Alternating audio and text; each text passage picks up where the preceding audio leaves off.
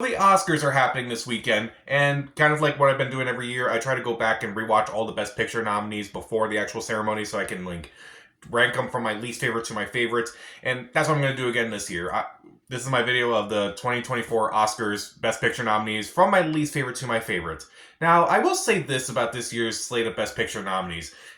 This is probably one of the better Best Picture slates in recent years, where actually it was actually kind of difficult to make this list, and I feel bad for putting some lower on this list than I would normally.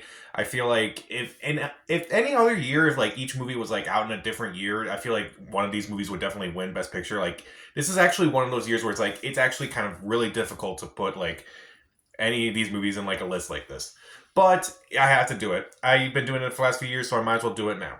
So let's just dive right into it. At number 10, Maestro. Now, I said this is one of the better Best Picture slates in recent memory. Like, every movie on this list, I'm like, I could see this winning Best Picture. I can, maybe not winning Best Picture, but I'm like, I'm really glad this movie's nominated.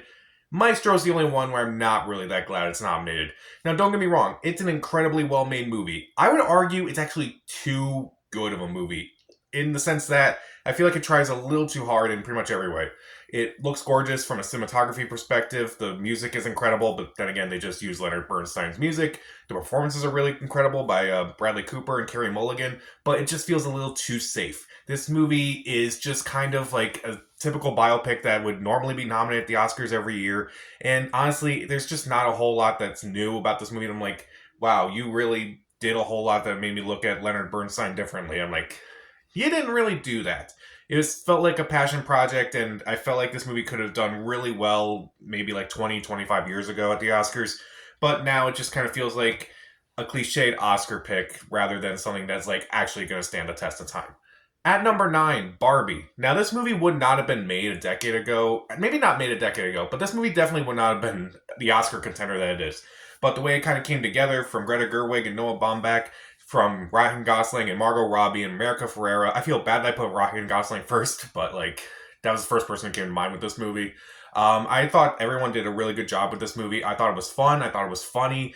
I thought it had a great message. It's just a nice, fun party. It's surprisingly, again, that's nominated for Best Picture, but again, kind of an unusual year, but I'm really glad it is nominated.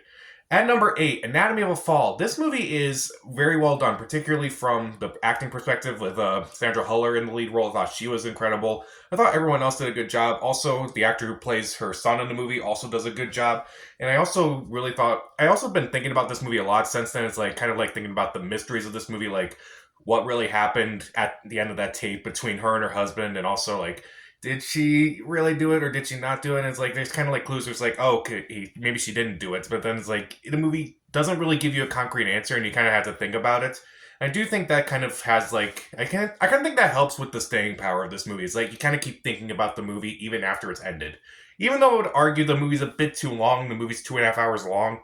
I feel like the movie could have been trimmed a bit, maybe around 2 hours. I would have been satisfied, and you could have gotten to the same point. But either way, it's still an interesting movie to look at, and kind of maybe the at least not really that surprising Oscar nomination, but kind of surprising that it kind of came out of nowhere at the same time. At number 7, Past Lives. This movie, again, when I reviewed it, I said I didn't really care for it at first. It kind of felt a little too slow, and I felt like I was not really into it as much. But looking back on it, I do think it is a really well done movie. Particularly Greta Lee's performance is really good. John Magaro is also really good. Teo Yu is also really good. Everyone in this movie is fantastic, and I do think about this movie as like, okay, maybe if I did this differently, maybe my life would have been differently. And I do constantly kind of think about that, and I think this movie does a really good job of showing that. And again, unfortunately, this is the movie with the least amount of nominations, with only 2. Which, come on, give it something else. Give it some more nominations. But it is a fascinating movie that maybe you won't think about a lot while you're watching it, but maybe like after you're watching it and you're thinking about like where you could have gone in life. I think that's where the impact of this movie really lies. At number 6, The Zone of Interest. This movie is one of the most terrifying movies of the year, and you don't really see anything terrifying happening on screen. It is one of the most unsettling, nightmarish movies where almost nothing happens. The cinematography is incredible. The score is just absolutely haunting. The sound design is just it's a lot. It's a lot to take in. It's a movie where it's like you kind of just want to leave, but at the same time you just can't, because like the movie, it's just haunting you. It's just like I saw this movie a month ago, and I'm still kind of like just disturbed by this movie, and it's just one of those movies where I feel like it. I just can't really talk about it without like saying like how unsettling this movie is. It's probably one of the most unsettling movies I've seen this year, and again, you don't really see a lot happening on screen. I think the best thing to say about this movie as well, not necessarily the best thing, but it's like another good thing about this movie is that I feel like this movie could be shown in like classes, like high school classes when you're learning about World War II. I think that would be really interesting to kind of have this movie in there. Again, the performances are really good. It looks incredible. It's just an absolutely terrifying experience that won't leave me anytime soon. It is nightmarish. It is that scary. At number 5, Poor Things. This movie is wild. This movie is hilarious. This movie is insane. And it has fantastic performances, particularly from Emma Stone, Mark Ruffalo, Willem Dafoe, Rami Youssef. The world that they created for this movie is absolutely insane, and it's actually unique. And I love the look of this world, and I kind of want to explore this world a lot more.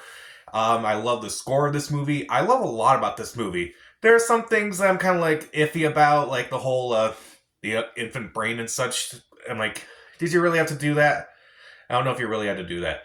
But everyone is so committed. A lot of the lines are really funny. It is shocking in a lot of ways. And it's definitely a movie where I feel like it's definitely interesting the more I think about it. And I really enjoy watching this movie, even if it is a bit too long. At number 4, American Fiction. The performances are really good, particularly from Jeffrey Wright, Sterling K. Brown, Issa Rae. Everyone in this movie does a pretty good job. I do like the humor throughout this movie. I did laugh a lot. I do think the targets are kind of interesting. And I do really enjoy this movie's kind of like how it approaches the subject matter. I think it's a lot of fun. It definitely made me think a lot. And even though some things are a bit on the nose, I still had a good time with this movie. At number 3, Killers of the Flower Moon. This movie is epic. This movie is heartbreaking. This movie is terrifying. This movie is unsettling. And it's just a fantastic movie with fantastic performances, particularly from Lily Gladstone, Robert De Niro, Leonardo DiCaprio. And it's definitely one of those movies that when I rewatched it again, I'm like, I don't know if I can watch this again.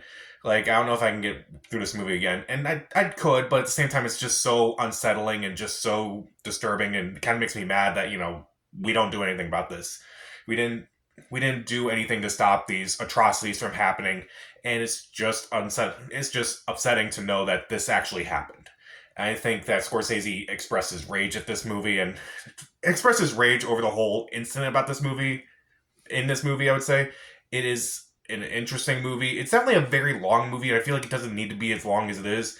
But I do think it's very much worth it in the end.